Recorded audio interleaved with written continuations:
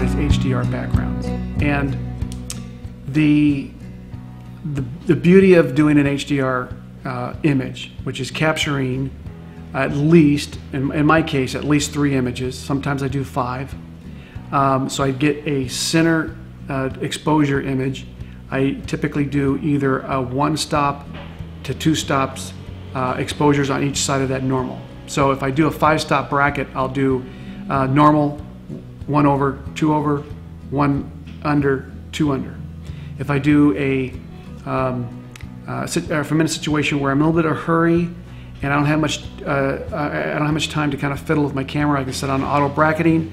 I'll do a normal, 2 under and 2 over. Okay, so what that does is that gives me an image, as I put it together in either Photomatix or the Nik software. It gives me an image that has detail in the highlights and detail in the shadows.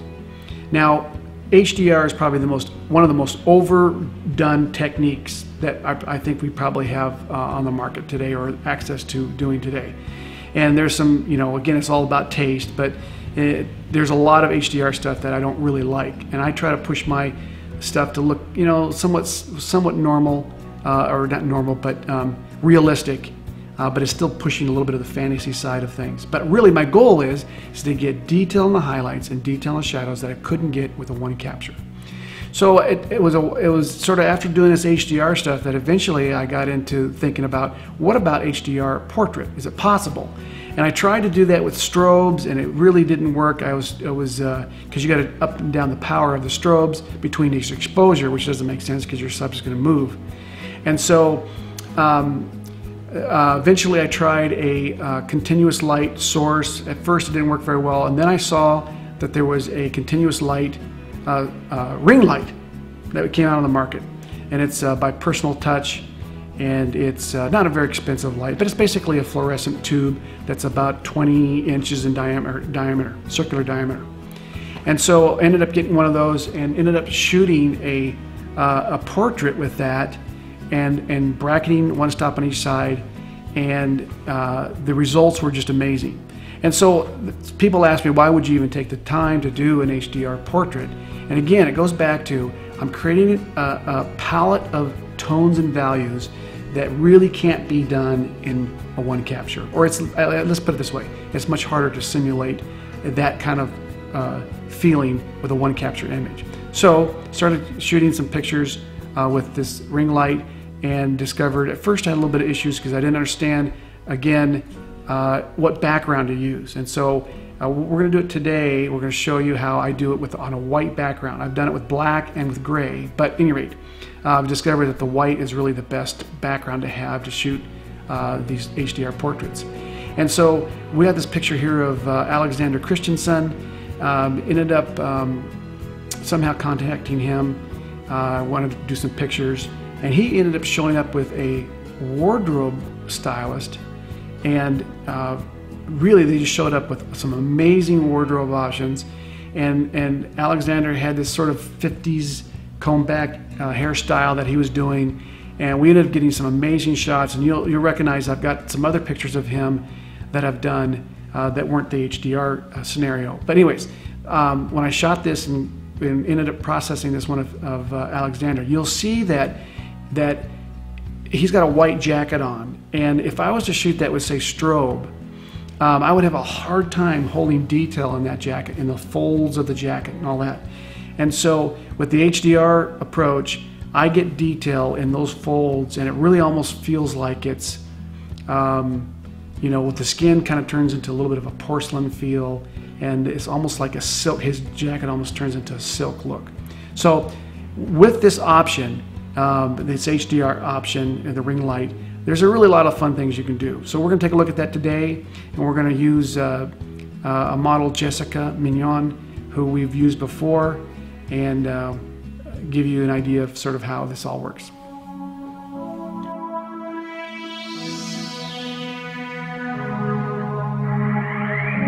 All right, here we are with a continuous light ring light, which is really a kind of a fun, I guess, light source to play with. And we have our beautiful model, Jessica Mion. And I've actually shot Jessica with this ring light a number of times, and she does an amazing job. So we're going to do some of that. So the key here is, obviously, I've got to set my camera to bracket 3 stops. What I've found is that when I do my backgrounds for HDR, I usually do a 5-stop bracket spread, and now I'm actually even doing 2 stops. I'll do a 2 stops under, a normal, and a 2-stop over. With here, I've set my camera to do a 1 stop under, normal, 1 stop over. So the idea behind this is to take and create an image that really can't be done in one capture. You get tones, you get a tonal range that really defies sort of, conventional, one capture look. And that's the fun thing about this. You're shooting through this ring light, and you really get no shadows. You get a little bit of shadow on the white here, which a lot of times I take out in Photoshop. And a lot of times I'll add a little bit of a texture background to sort of enhance it. So the white is also bouncing back. Remember that? We've talked about that in the past. So what I've done here is I've got my f-stop at about 5.6. Normally I shoot around 7.1 or f8 to get the best in terms of performance from my optics. In this case, I've got to raise my ISO up to about 400, open it up to about 5.6, and then I use a cable release typically, so I don't have any movement. And I'll ask Jessica to sort of hold still, and then I'll fire 3 frames off as fast as I can. The shutter speed's around 50th of a second, so it'll probably go 50th, or say 60th, 125th to 30th, somewhere around there. So there's a little bit of there's a little bit of drag in there in terms of time. But here's what I found: is if I'm going to shoot a model, and let's say I get Jessica in a perfect pose or whatever, I may do that pose 2 or 3 times just to make sure I've got it and there's not a little bit of movement. So if there's a little bit of movement, it's going to cause you some issues later. There are, in Photomatics, some ways of taking that movement out. If you have a little bit of movement, you can get rid of it, and I've experimented a little bit with that, but I try to keep the model still as possible. So let's go behind the camera. I'll show you. I've got my 24 to 105 lens on, and again, I love wide angle.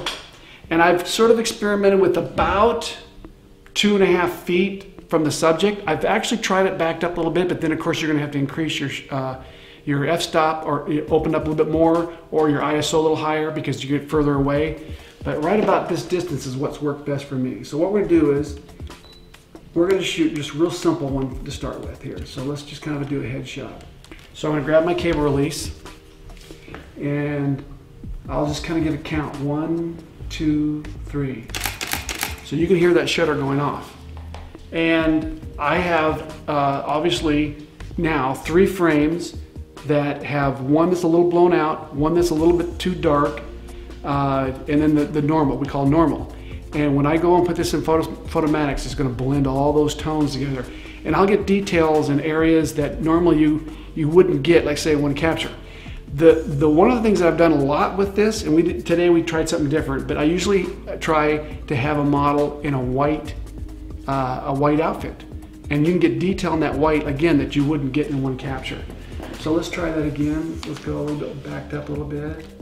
Okay, I'm gonna make sure I'm focused. Ready? 1, 2, 3. Beautiful. Let's try it again. Last time I'll try to get your top of your head in there. Focus. 1, 2, 3. All right, so we're gonna try one with you smiling. Okay. And again, it's really hard to get someone to hold a smile for 3 frames, but we'll do it. Ready? 1, 2, 3. Beautiful. So let's try going, that's horizontal, let's go vertical. And we'll be able to get maybe just a little bit more of her body in there. Let's try that. So let's see, I'm gonna lower this camera just a little bit, because with the 24, I gotta be really careful. If I tilt it, you get some major distortion. Okay, I'm all set, ready to go. 1, 2, 3. All right, try something again. Do you want to smile? No, just give me a little more curve to your body. Let's try that. Okay, so let me, hold on. I gotta actually go a little bit that way. Yeah, like that. Ready? 1, 2, 3. Beautiful. I'll try it again. You can move a little bit, but yeah. Make sure I've got right there. Ready? Hold it. 1, 2, 3. Okay. Let's try it again. Oh, that looks great. Okay. All right, so hold on. That's good. I'm just gonna move this a little bit like this. Ready? Refocus. I usually focus on the eyes if I can. Ready? 1, 2, 3. Beautiful. Well, there you have it. That's kind of the way this works. This ring light is, if you want to find this, it's distributed by Personal Touch. And so if you type in Google personaltouch.com, you can find all the information. It's about $200, $250. So it's not a huge investment. You can also use this for video. We've done that a couple times and use it as a video light source. So there you have it, very simple. You might want to experiment by backing up a little bit. Again, you have to increase your ISO to do that. But really, and you can also do this. You can make one if you really were inclined. You could make one. So really, it's a continuous light that's wrapped around the lens of your camera, and that's really how simple it is.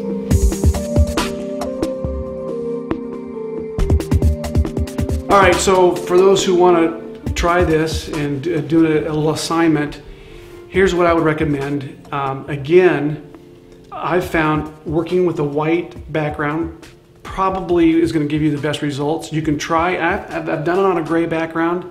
I've done it on black. What happens when you do black is the HDR wants to take the black out and get detail in the black. So sometimes you get a little bit of texture in the black, whether it's a black cloth or whatever.